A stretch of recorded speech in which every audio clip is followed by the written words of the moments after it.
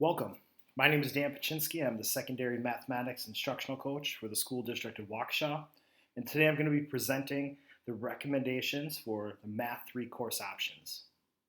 Before we begin, I just want to refresh everybody that the math department is continuing to move through various phases of the curriculum design process to support the new course sequence.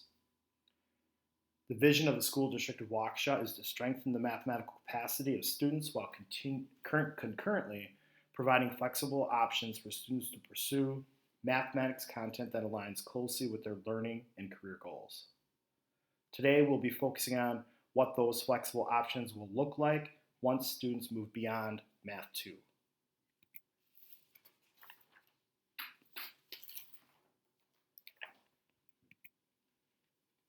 This past year, we just completed our first year of implementation, and although it was very, very successful for year one, our curriculum team is continuing to reflect on the data to determine how to best support continuous improvement. In 22-23, we will be implementing Integrated Math 2 for the first time. All of our math teachers and support teachers received core training with Agile Mind this summer, and a subset of Math 2 teachers have been working diligently to create common unit and benchmark assessments that will align to the scope of the curriculum. Today we're going to be mainly focusing on the new course options that won't start until the 23-24 school year, as we start our pathways where students can make a decision as to what pathway best suits them for their future aspirations. And of course, we'll have courses that we'll look at adjusting and possible courses looking to add moving forward. But today we're focusing on our Math 3 course options, or year 3 and beyond course options.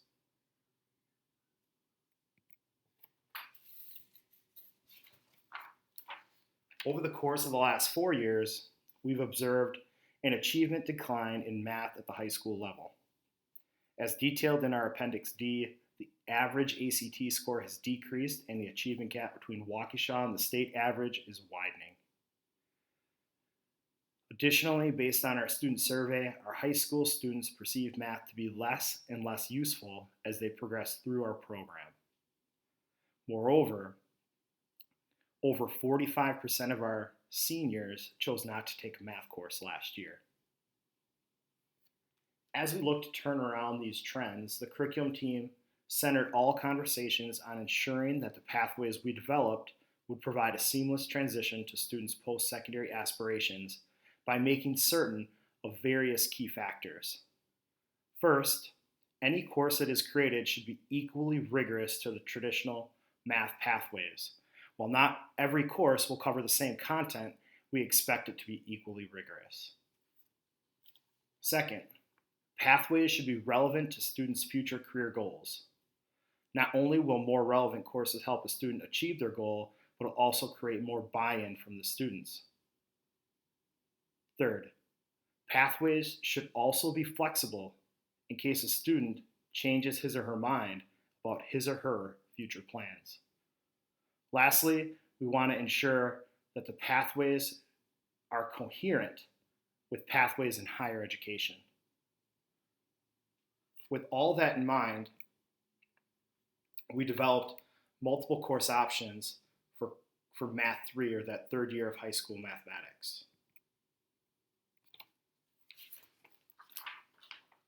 Through researching current trends throughout the country, especially the state of Ohio and its math pathways approach, and connecting with math leaders throughout the state of Wisconsin, the team has determined to propose 3 new course offerings for the 23-24 school year for students to choose from after completing Integrated Math 2.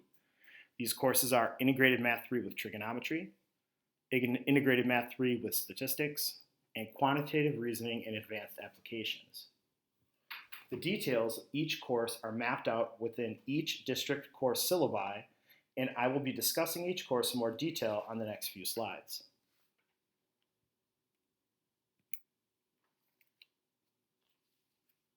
First, let's take a look at quantitative reasoning and advanced applications. It is Quantitative reasoning is the application of foundational mathematics skills. Critical thinking is its primary objective and outcome. Quantitative reasoning as a course is intended to re-energize student interest in math by demonstrating connections to the real world with the purpose of preparing students for a variety of post-secondary learning opportunities. This image helps define quantitative reasoning as the intersection of math, critical thinking, and real-world context. While QR, or quantitative reasoning, may be an unfamiliar course title right now, please know that it is a course offering at many colleges and universities throughout Wisconsin and the United States. The second course option for students is Integrated Math 3 with Statistics. It covers the essential content and skills to prepare students to take a variety of first-year courses as well. The intent of the course is to expand students' knowledge and skills through experiencing a broad range of mathematical content, including modeling with quantities, functions, and data. More simply, it is very similar to our current Algebra 2 course, with a greater emphasis on modeling and data analysis. The third course option after Integrated Math 2 is Integrated Math 3 with Trigonometry. This is an accelerated course that covers the essential content and skills typically found in both Algebra 2 and Pre-Calculus. The intent of the course is to provide students aspiring to pursue STEM-related careers at the post-secondary level with a faster path to calculus. It is fast and it is rigorous, considering we'll be covering so much content in 1 year. Please know that each of the 3 courses have been submitted and meet the NCAA eligibility requirements.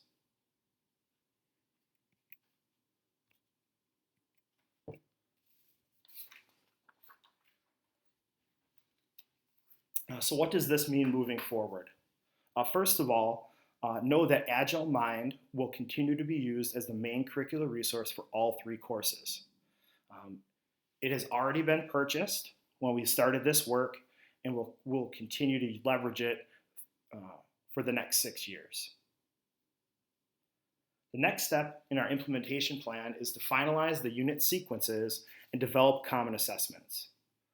We also want to ensure that all of our teachers have access to Agile Mind core training, which will lay the foundation with them getting familiar with the curriculum resource.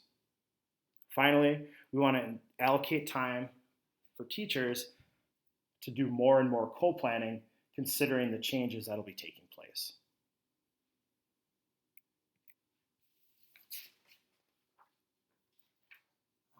I want to thank you for your time. We are excited to answer your questions and get another round of feedback as we try to provide more relevant options for students and help in their future. Thanks very much.